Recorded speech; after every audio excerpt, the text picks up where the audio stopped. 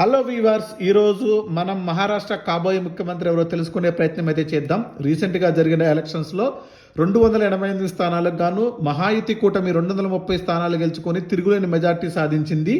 ఇందులో BJP 132, Shiv Sena Shinde 57, NCP 41 స్థానాల్లో గెలుపొందాయి. మరోవైపు మహావికాస్ అఘాడీ కూటమి కేవలం 45 స్థానాలతో సరిపెట్టుకోవాల్సి వచ్చింది. శివసేన ఉద్ధవ్ థాక్రే వర్గం 20 సీట్లు, కాంగ్రెస్ 16, ఎన్సీపీ శరద్ పవార్ వర్గం 10, సమాజ్వాదీ పార్టీ 2, ఇతరులు 10 స్థానాల్లో గెలుపొందారు. మరోవైపు ముఖ్యమంత్రి పీఠం నువ్వా నేనా అన్నట్లు శివసేన షిండే మరియు బీజేపీ మధ్య పోటాపోటీ నెలకొని ఉంది. ఎట్టి పరిస్థితుల్లోనూ తమకే కావాలని బీజేపీ, మరోవైపు ప్రస్తుతం ఉన్న ముఖ్యమంత్రి పదవిని వదులుకోకూడదని శివసేన షిండే వర్గం పట్టుదలగా ఉన్నాయి. సో ఇక్కడ బీహార్లో అమలు చేసిన ఫార్ములానే, సీట్లు తక్కువ ఉన్నప్పటికీ బీహార్లో అమలు చేసిన ఫార్ములాని అమలు చేయాలని శివసేన షిండే వర్గం పట్టుబడుతోంది.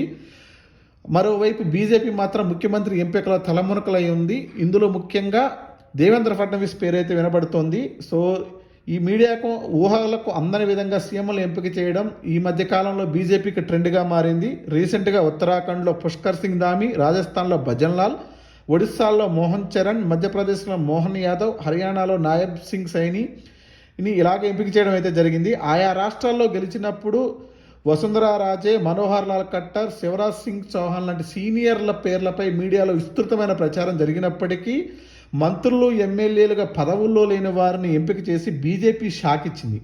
ప్రస్తుతం అలానే దేవేంద్ర ఫడ్నవీస్కి కూడా షాక్ ఇచ్చే అవకాశం అయితే ఉందని అయితే చర్చ అయితే జరుగుతోంది. మహారాష్ట్రలో శరద్ పవార్, ఉద్ధవ్ థాక్రే పార్టీలు మళ్లీ పుంజుకోకుండా బీజేపీ అయితే కొత్త ఎత్తుగడ వేస్తుందని అయితే ఇంటర్నల్గా జరుగుతున్న చర్చ. సో ఠాక్రే మరాఠీ, పవార్ మరాఠా అస్తిత్వం ఆధారంగా పార్టీలు నడుపుతున్నారు. ఈ రెండింటిని న్యూట్రలైజ్ చేసే విధంగా సీఎంను నియమించే అవకాశం ఉందని విశ్లేషకుల అభిప్రాయం. సో మనోహర్ లాల్ ఖట్టర్, శివరాజ్ సింగ్ చౌహాన్ల కేంద్ర మంత్రివర్గంలోకి ఫడ్నవీస్ని తీసుకునే అవకాశం ఉందనే చర్చ కూడా నడుస్తోంది. మరోవైపు శివసేన షిండే వర్గం కూడా ముఖ్యమంత్రి పదవిని ఎట్టి పరిస్థితుల్లో వదులుకోకూడదని అయితే ఉంది. చూద్దాం మరి ఏం జరుగుతుందో. దీనిపై మీ అభిప్రాయాలు ఏంటో కింద కామెంట్ బాక్స్లో కమెంట్ చేయండి. వీడియో నచ్చినట్టయితే లైక్ చేయండి, షేర్ చేయండి. మరిన్ని అప్డేట్స్ కోసం, మరింత ఇంట్రెస్టింగ్ కంటెంట్ కోసం నా ఛానల్ అయితే సబ్స్క్రైబ్ చేసుకోండి.